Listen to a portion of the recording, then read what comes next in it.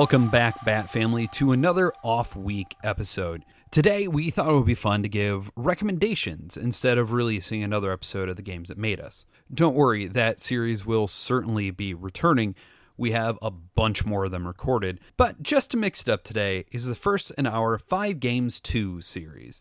The intent of episodes like this one is to give clear recommendations for whatever topic we thought up. Maybe it'll have Scott and I on it. Maybe it'll just be one of us. We wanted to have a reason to talk about games that maybe wouldn't otherwise be mentioned, or possibly spark your own thought process of what games you would pick in a particular situation. While the structure of these recommendations aren't necessarily those of explicit reviews, we may end up using these for that purpose as well. Hopefully you like this. Scott and I are always experimenting with content and seeing what sticks. Let us know what you think. You can always hit us up with feedback or topic recommendations or games of your own for a particular list. You can always email us at boredallthetimegaming@gmail.com.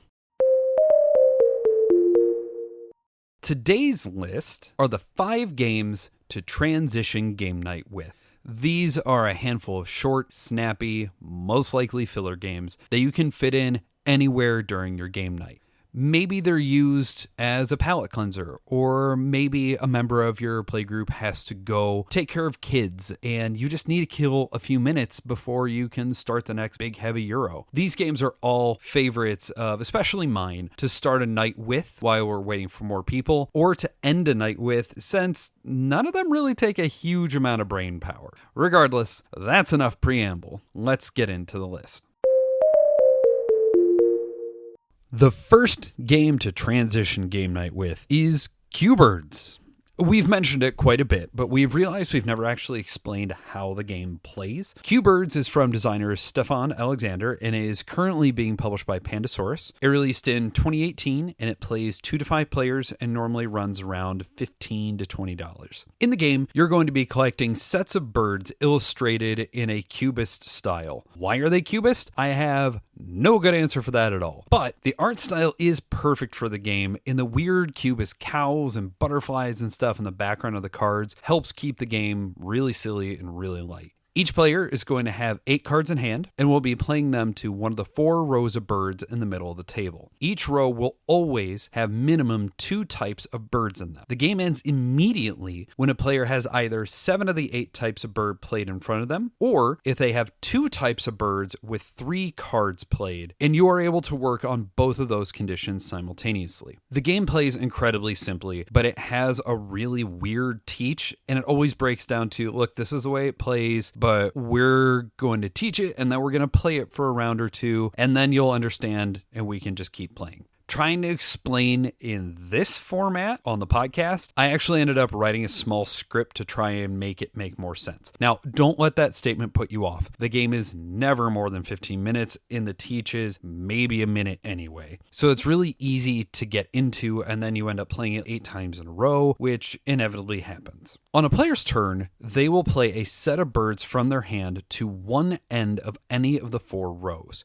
Generally, the birds you play need to match a bird within the row itself, and they have to have another type of bird in between what is played and what is there. The player will then pick up all of the birds in between and put them into their hand. Then, if they have matched a number on a bird type in their hand, and that's how many birds you have to have in hand to lay them down to score them, they can choose to take the action to fly home a single flock of birds.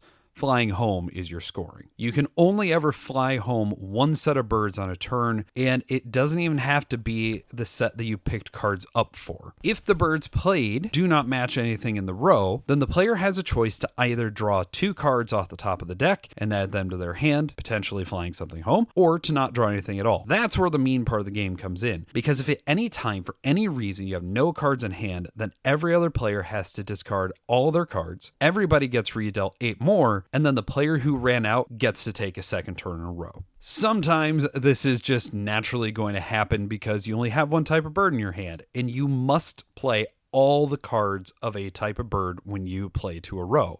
But other times you may be watching and see that, another player may be close to running out, or they just have a huge hand of cards. So maybe they're going to score a bunch of things over the next 2 turns. What inevitably ends up happening is the table starts talking about what everybody's played and, we need to stop that player from winning. But there's really no good way to gang up on anybody or specifically stop someone, because you can always just try and draw cards. It's a stupid game with stupid artwork, but it has surprising depth and decision space for how little it is. Uproarious laughter and swearing and those great "I only needed one more turn to win" moments happen constantly.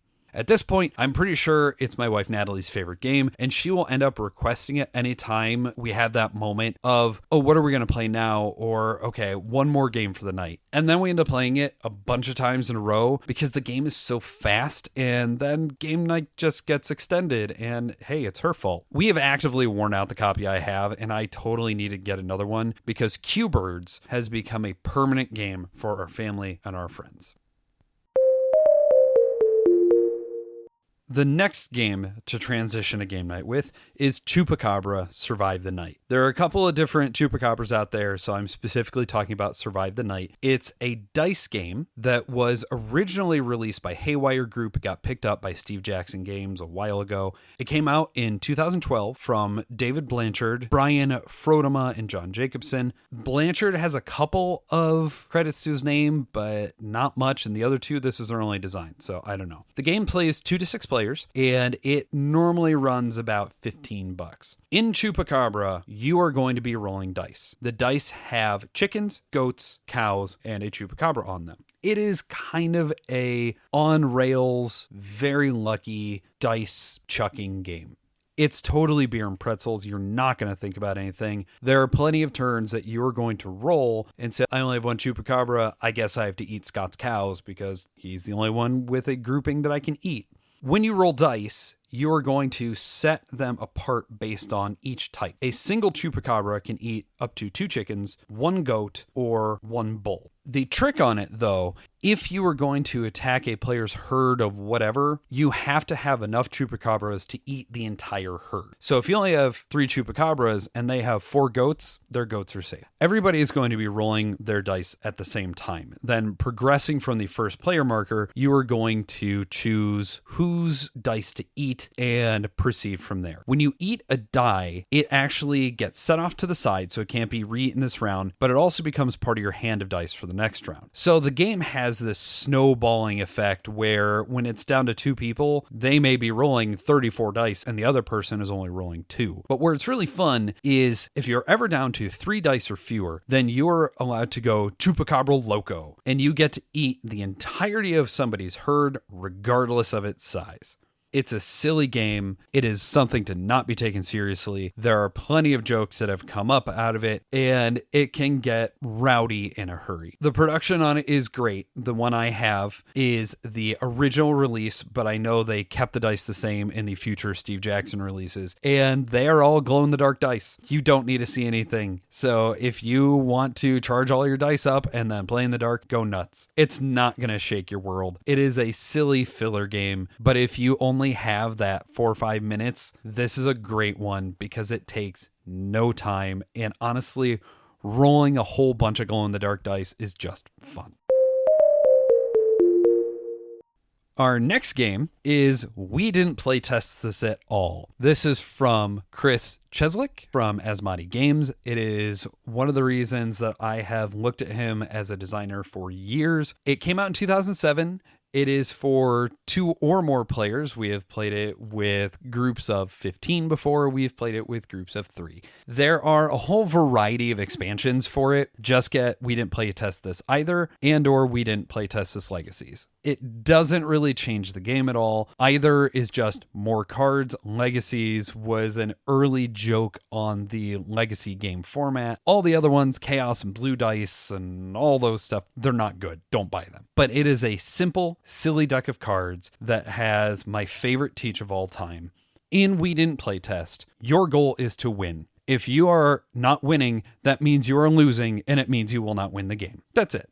On your turn, you are going to have 2 or 3 cards in hand, and you will play one of those cards. You will do what the card says, and maybe you win, Maybe you lose. Maybe everybody loses because you played the fourth bomb to the table. An entirely random deck. There is no thought. There is no strategy. I have never once in playing this game hundreds of times won by points. It will not happen, but I have won because I was the only person wearing blue jeans at the table. Or I made somebody unable to move part of their body and they moved their body. It is ridiculous. It's short. It's fast. It's one that can literally be won just by the cards dealt to you. There's a lot of nostalgia in me for this game, so I can't guarantee that that's not the reason I love it, but it's cheap. It's normally $10 or so. And if you're just looking for something to laugh about or to sit around with your family and have a conversation with, or just want to feel like you're doing something with your hands and making jokes because of all the terrible jokes on the cards, because every card has flavor text on it, and almost every single one has made myself and my friends laugh since we started playing it over a decade ago. Again, not the best game in the world,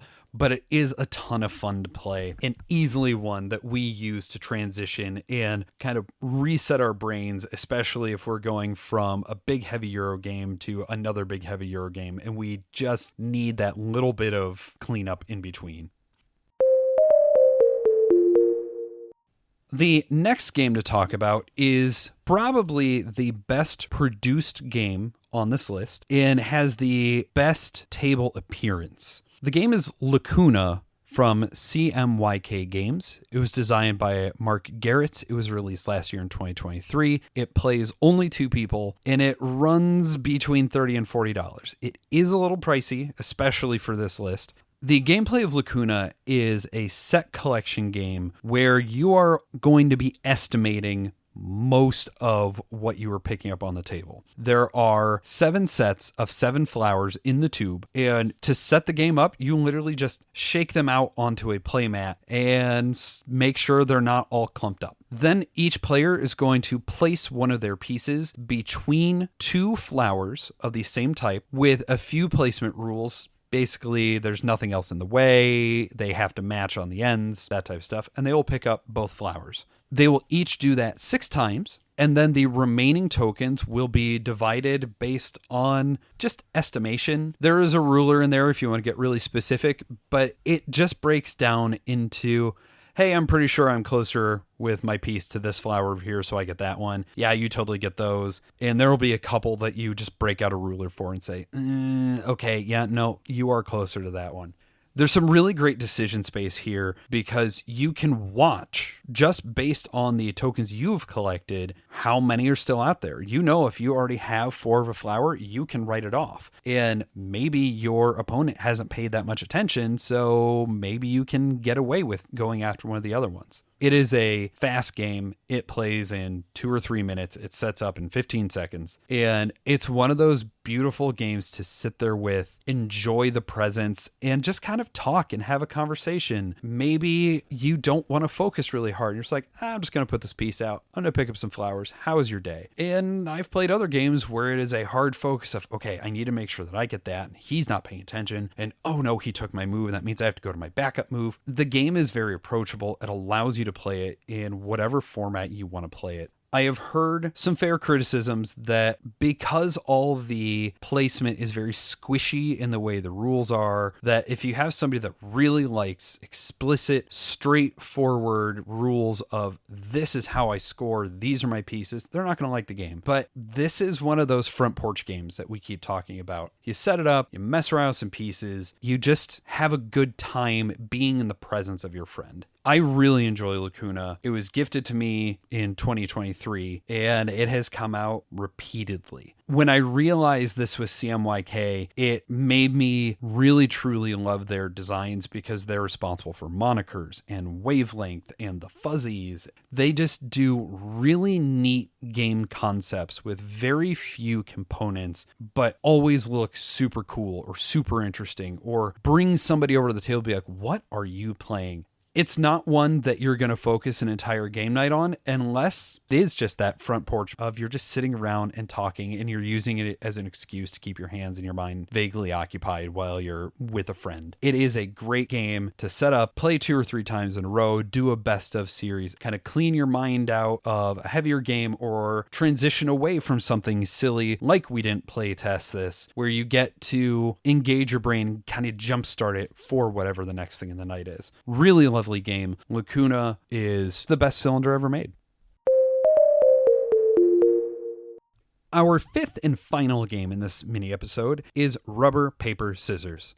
This was provided to us very kindly as a review copy by Wonderful World Board Games. It was designed by Anthony Perrone and Leon Liu and was released in 2023. It is a 2-player only game, and it's normally around $15. Rubber, Paper, Scissors mixes together rock, paper, scissors, tic-tac-toe, set collection, and push your luck into a 5-minute game. It is played over 9 rounds of rock, paper, scissors.